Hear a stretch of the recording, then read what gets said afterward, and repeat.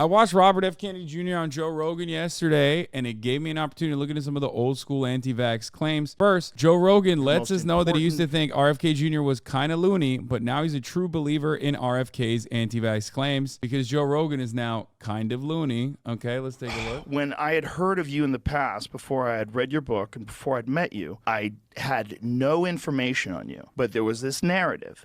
And this narrative was you were anti-vax and you believed in pseudoscience and you were kind of loony. I didn't look into it at all. I just took it at face value because that's what everybody had said. And in my mind, vaccines have been one of the most important medical advancements in human history.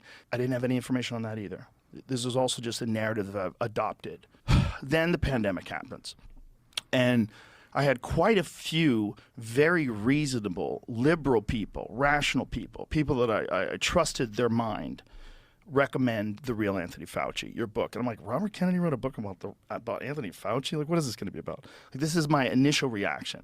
You've got this, what I perceive to be a kind of fringy thinking, you know, almost conspiracy theorist type person that's not based in fact with their argument. Bro, Joe Rogan literally is like, he's just as dumb as he always was, even back then. Except the difference is his stupidity caused him to like believe the right thing back then. And his stupidity is now causing him to believe the wrong thing. Okay. Same guy. Like, oh, I was just unquestioning of the narrative. It's like, yeah, that's a problem. But like, at least back then, your unquestioning loyalty to like legacy media caused you to believe the correct thing on accident. Before getting into the vaccine stuff, did you know RFK Jr. also believes that cell phones and Wi-Fi give you cancer, damage your mitochondria, and give you a leaky brain? That's the kind of guy we're dealing with. Wi-Fi radiation does all kinds of bad things, including causing cancer.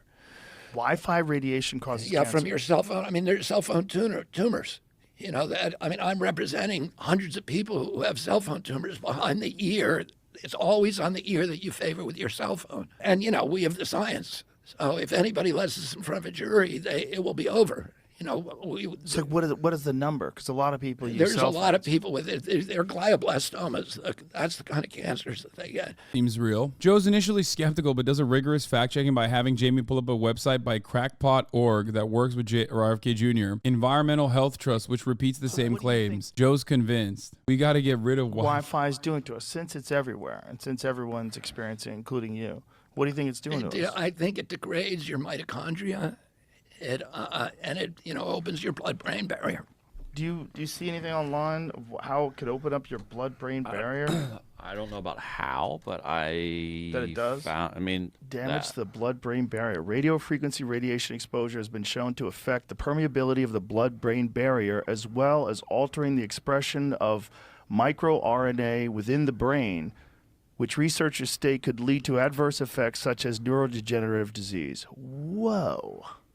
How come we don't know that? They call it leaky brain. The findings. Whoa.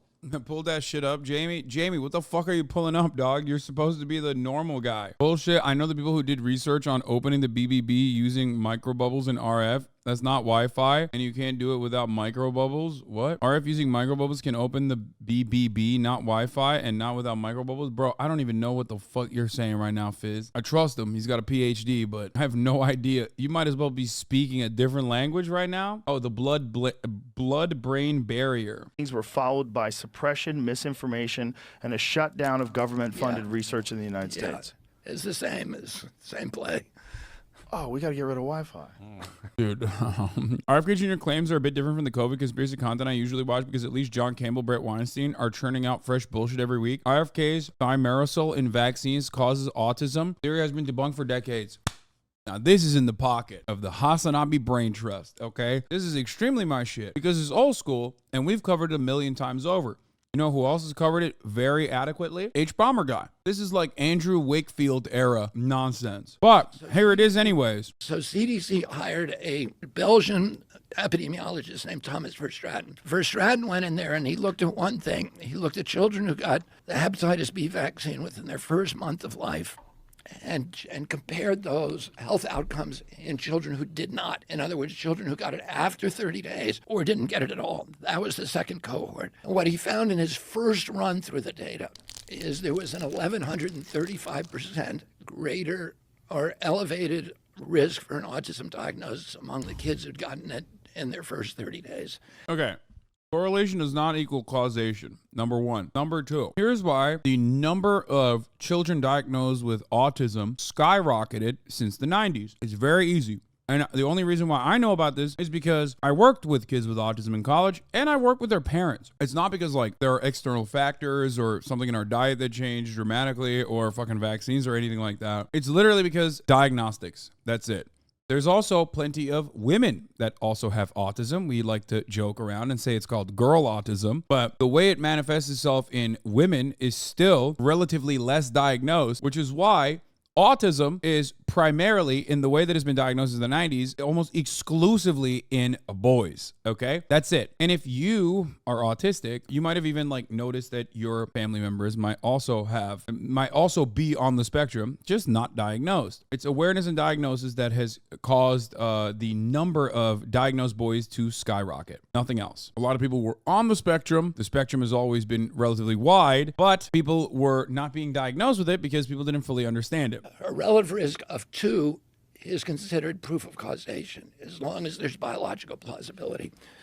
The relative risk of smoking a pack of cigarettes a day for 20 years and getting lung cancer is 10. This was 11.35. He's trying to say you have a higher likelihood of being autistic as a consequence of the vaccines than getting lung cancer if you smoke a pack a day. That is an insane statement. Motherfucker sounds like he breathes anything but air. He has like a lung or he has a vocal cord condition. Anyway, let's continue. And then he nefariously conspired at a conference called Simpsonwood to cover it up, and they would have gotten away with it too if RFK Jr. hadn't exposed them by publishing the transcript of the meeting. Throughout the industry, this, as people heard about this study, the CDC wanted to do a meeting with all of the big pangerums of the industry. So they found this retreat center, a Methodist retreat center in Norcross, Georgia, called Simpsonwood, and they assembled, I think there was 72 people there, and they were from the WHO, CDC, NIH, FDA, and all the vaccine companies and all the big academics, the people who basically develop vaccines in the academic institutions, and they were all there. They give them all a copy of the first round study, but they have to give it all back because they don't want it out there. And then they spend the second day talking about how to hide it.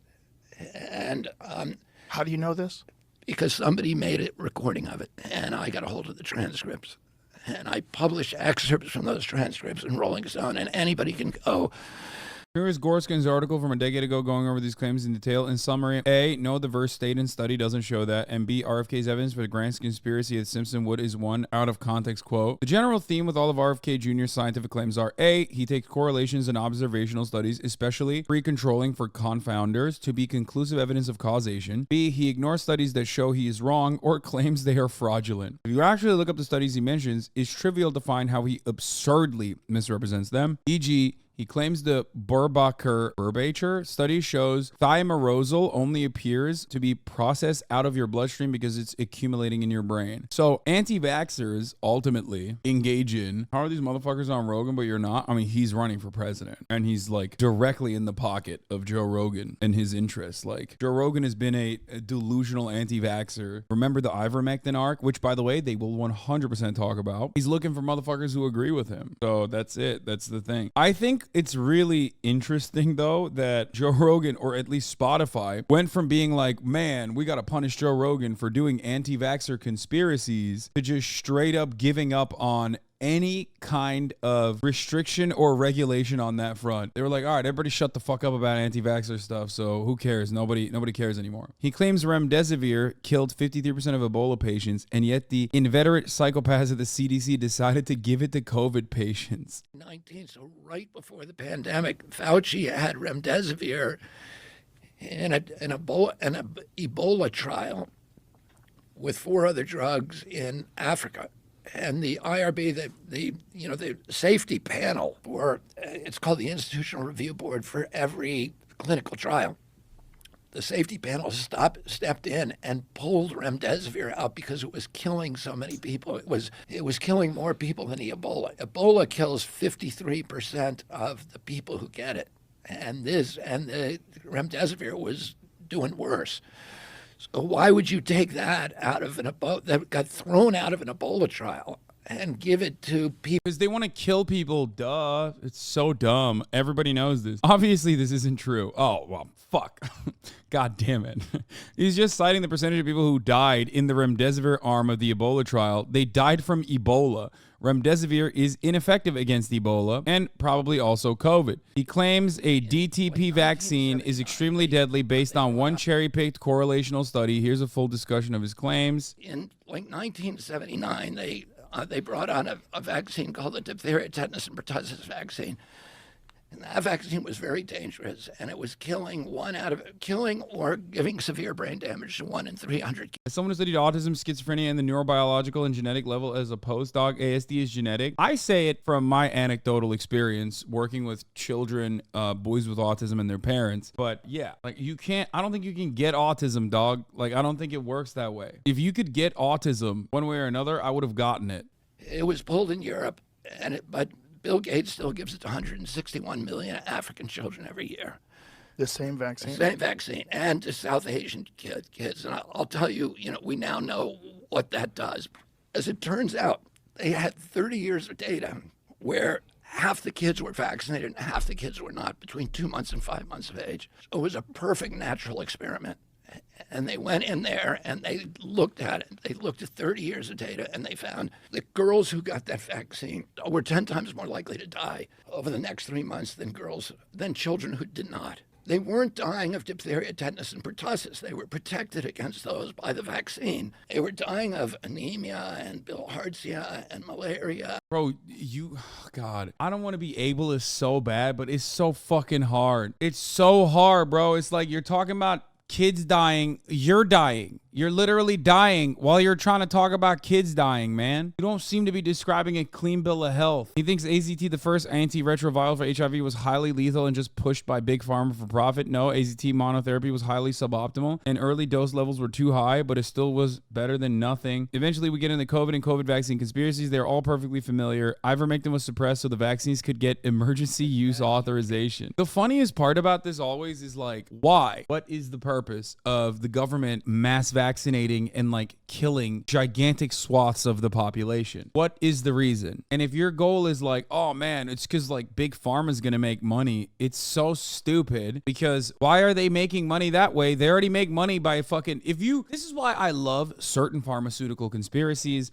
ones that make sense. Like, oh, they have a vaccine for cancer, but they just won't reveal it to you because the treatments are more expensive. Or same with like HIV AIDS, you know what I mean? It's like not PrEP, but there's actually a way to like perfectly cure it, which ironically the rDNA stuff, like the same type of vaccine research that came from COVID actually is currently being utilized to potentially, cure HIV AIDS. The mRNA, I said rDNA, sorry, mRNA vaccines. There are conspiracies that I do like. They just don't want to give you the real cure. Like they want to fucking treat the illness because that's extended and that way you can make more money, okay? And it like kind of ties into fucking people holding on to patents and trying to extend patents and how much research and development funds go directly to that. So that kind of stuff is fun.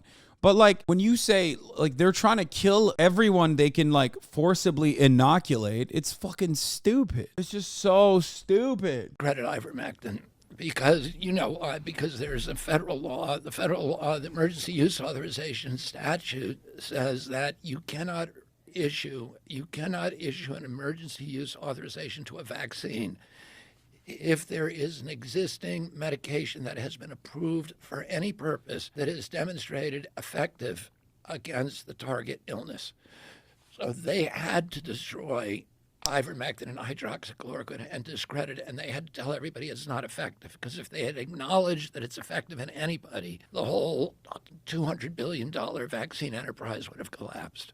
I love this theory because it's so iconically convoluted. The FDA organized the conspiracies of hundreds of scientists to run fake, intentionally underpowered clinical trials internationally, by the way. Not just intentionally, but also internationally there were clinical trials being run that also had the identical fucking results. Weirdly enough, because it's always like, that's why like conspiracies are always so fucking awesome, because when they were talking about COVID deaths being fake, you had to get every single doctor and nurse to be on board with this global international conspiracy where they were intentionally increasing COVID death numbers, which literally led to shutdowns, which included shutting down certain wings of the hospitals that made them actual money in profit-seeking healthcare industries in countries like the United States. And it also happened in places in OECD nations where they already have socialized medicine. Like even on the capitalist side, they shut down hospitals and shut down elective surgeries, which is how they made the money. It's like the biggest moneymaker for the hospitals. So that's weird. So there's no profit incentive on that front, even in a capitalist country. But also, what about all the other countries where there's socialized medicine? Even then, they were like, no, they were all in on it. They were all lying. They were all collectively lying about COVID death. He enjoys playing bizarre word games like insisting vaccines are the only drug. They don't have to be safety tested before approval. It's trivially false and everybody knows it. Vaccines are extensively tested for safety in clinical trials. If pressed on it, he would probably move the goalpost to insist that all of the post-marketing surveillance done to detect rare adverse vaccine effects should be done before approval, which is impossible. He favors a popular make ridiculous extrapolations about all-cause mortality from the initial clinical trials approach.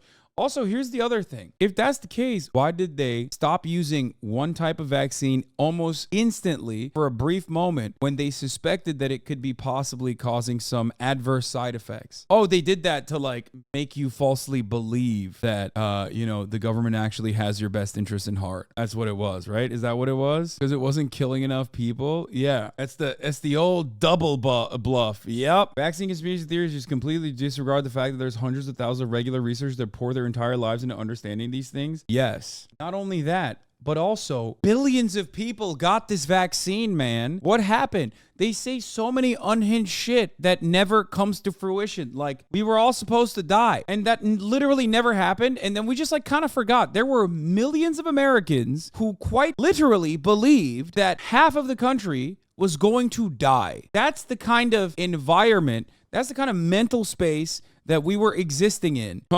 He favors the popular make ridiculous extrapolations. The tea leaf reading the statistically insignificant variation in all cause of deaths in those studies is meaningless. Post-marketing surveillance, VSD, and all large-scale studies find significant COVID and all-cause mortality reductions due to the vaccine. For fun, here's one nonsensical claim he makes about how they claim 100% vaccine efficacy. They do, because 2 is 100% out of 1. Anyone have any clue who made the claim he's supposedly refuting here? I think my man is very confused. What? Another bizarre claim that some evil scientist is purposely overdosing patients with hydroxychloroquine to kill them to make it seem like hydroxychloroquine doesn't work have been charged with homicide. What? Oh, so like there are good doctors that are prescribing hydroxychloroquine, and then there are some bad doctors who were prescribing too much hydroxychloroquine to kill people so people would stop using hydroxychloroquine that good doctors were promoting. Got it. The patriotic doctors were taken down by the bad black hat doctors who were purposely fucking trying to kill people with hydroxychloroquine. And I think they're on our website, on CHC's website. And then there were a series of studies, and this is what they always do. This is what they did with autism. They designed studies to fail. So they, in fact, they designed studies, and the way they designed them to fail is by giving. I love this because you can't fucking counter this, okay? If you believe him, it's impossible for you to counter it because all of my studies are good, even if I'm cherry picking the data. Also, all of the other studies are actually faulty. They were, if there's a study out there that says like my cure is ineffective or my cure is responsible for killing people, well then those studies were actually faulty on purpose. They designed it so it would kill people, so you would not know the truth. Giving people lethal doses of ivermectin or hydroxychloroquine, and in fact, in Brazil, the researchers were charged with homicide. He said a lot of crazy shit, but he also said a lot of shit that was not so crazy. Brother, it don't matter that he's like a big time fucking green energy activist, okay, or advocate. He's literally like, let's preserve nature so that the fucking you can die from treatable disease. Like, what do you mean? I don't even think this is a grift. There's a lot of people who are grifting. I think he's just genuinely brain melted, genuinely brain broken. Do you get what I'm saying? Like, I mean, he's a fucking Kennedy, dude. Of course he's brain broken. And that was one of those. I forget whether it was called the Solidarity Study, but it was one of the studies that was commissioned by WHO, paid for by Bill Gates and his people, and and that, they were literally giving people 4 or 5 times the prescribed doses. And anyway, I think we're going to be hearing a lot from this guy in the next couple of years, so I thought it'd be worthwhile to familiarize myself with some of his greatest hits.